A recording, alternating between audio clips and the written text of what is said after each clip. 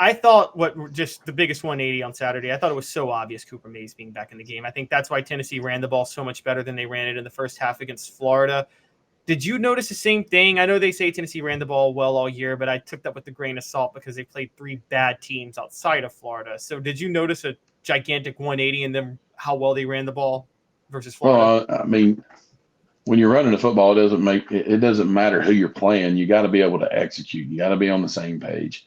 I thought the flow of the game for the offensive line was so much better because I thought they were all on the same page for the most part. I mean, you're going to have your miscues here and there, and things like that's going to happen. But I thought Cooper played a pretty solid football game. I would say it was one of his best football games. I mean, he looked a little rusty. I mean, but again, getting us in the direction, and we all needed to go and being all on the same page. That's the key. Yeah, and he admitted that he got a little bit gassed during the game, and that he came out. Yeah, and that he actually came out and didn't play his best in the first quarter because that was his first time back in action. It just seemed. Here's what I thought: Tennessee was already a good running football team. If you want to look at the statistics, yeah. Maybe that was situational, whatever. But I thought that Joe Milton, and tell me if I'm crazy, Spencer, you can do that at any time because I say stupid stuff every once in a while. No such thing as stupid stuff, man. I thought Joe Milton looked considerably more comfortable. Just his footwork and everything in the pocket with Spencer in there as opposed to the previous with Spencer in there, with Cooper in there as opposed to the previous 4 games. Did you? I mean, you can say that. I mean, when you got the guy who sets the point of the pocket, and creates the depth of the pocket, and the tackles will run them by and create the width of the pocket. So it's one of those things that you're like, it just makes it. You get the middle 3 guys who. Hey, you got to create the wall. The tackles are to create the width of the pocket, and as an offensive line, as a center, you all have to be.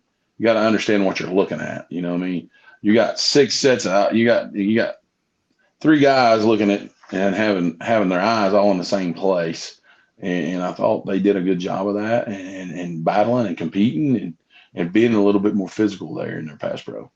Yeah, I think that Cooper holds people accountable. You two remind me of each other in a couple of different ways. But I think that Cooper holds people accountable, and his toughness level raises the toughness level of the entire offensive line. Spencer Riley's appearance is brought to you in part by Andy Mason Real Estate. AndyMasonRealEstate.com. Real estate experts, over 4 decades of combined experience in East Tennessee. Best prices, best services in the biz. It's that simple. Why would you go anywhere else? Go to AndyMasonRealEstate.com for your real estate needs to learn more. Caleb? So, Spencer, sticking with the offensive line, look, I think it was very clear there was an upgraded center with Cooper Mays. Again, no disrespect to Ollie Lane or anybody else, but this is it's Cooper's line, it's Cooper's team, and he really runs the offense well. Did you still notice some issues? Because I felt like I did with interior blocking on the left side. I felt Ollie Lane struggled a little bit at left guard. I know you're probably not the type of guy that likes to call people out, so I'll just say in a vague position unit. Did you see some issues on the interior at certain times? I mean, it's. You just got how many reps does he have invested in left guard right now? That's the question you got to ask yourself.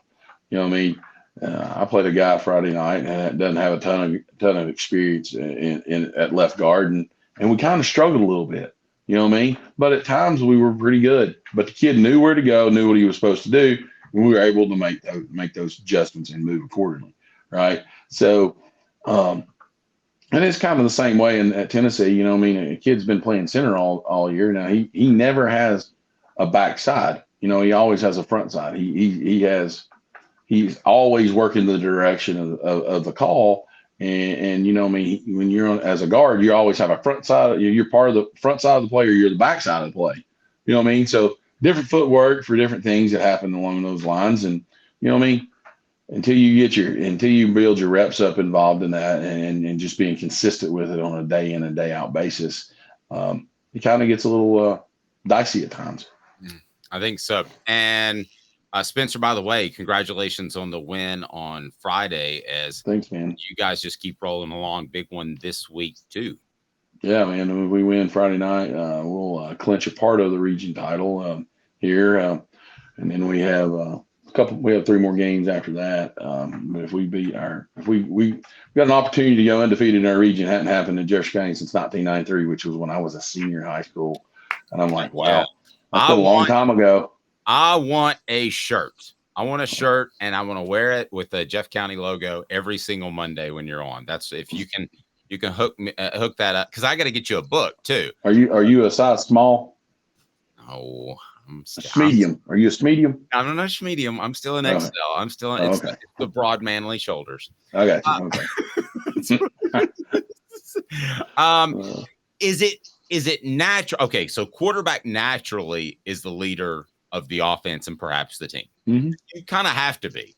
Yeah. At center, I'm sure there can be a great leader at left tackle or left guard or right tackle or right guard, but is it just natural that you should be expected to be the leader of that offensive line? Well, you are definitely. You got to make sure you're telling all 5 guys what to do. You know what I mean? So you got to be confident and demanding on what you're doing, and watching those guys. You know what I mean? I think we've lacked a little confidence there at that position. You know, if a guy's going to be, I guess is he a 5th-year starter now, or 4th-year starter? Cooper is. You know what I mean? So I mean, it's one of those aspects of the more you do it, the more confidence you have about yourself. You know what I mean? And everybody talking. They use the terms. You know, hey, he's got swag. You know, he does have a little bit of swag, right? So because he's confident about what he does. Let's be honest with you. Well, Brew McCoy is confident about his ability. I'll tell you that right now. There's no question. He's the leader of the wide receiver corps. Just call it how it is. It's going to be a big. Somebody's going to have to step up and fill those roles, fill that role there in that group. You know what I mean? So, and that kind of tells you, you're going to have a guy here or there that's going to have to step up here in a year. And Cooper has done that right here. You know what I mean? Did that with the offensive line. And so just looking forward to seeing them move forward and continue to grow as a team. You know what I mean? I don't think they've reached their potential where they can play at the tempo and on offense. Don't think they've reached their potential defensively. Now, like glimpses of defensively, man, it was one of the best defenses in the country. There's times that you're like, I don't want to face those dudes. But there's times, man, they don't look very good.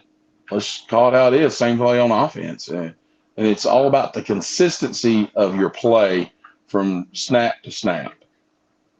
Oh, agreed. Okay, so this I want to go back to Cooper for just a second. And if you're a coach, which you are, and you're a coach at Tennessee, I know you don't want to go down there and lose to Florida. And if Cooper Mays is 100% healthy, maybe you don't.